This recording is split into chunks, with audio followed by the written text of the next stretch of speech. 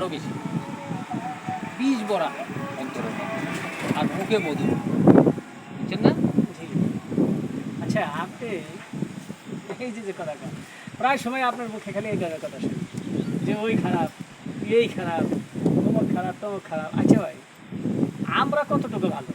আসলেই খারাপ, ওই লোকটা আসলেই খারাপ।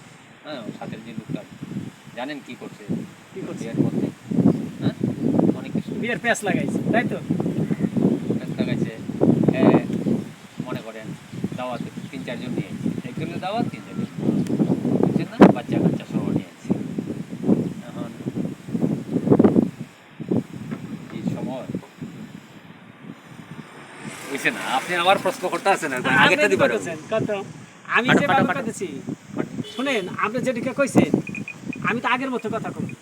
আপনি যে আবার কইতেছেন যে দাওয়াত করেছে ওকে যে আচ্ছা নেন, আচ্ছা যাই হোক, কাটন লাগে, তাড়াতাড়ি করলাম।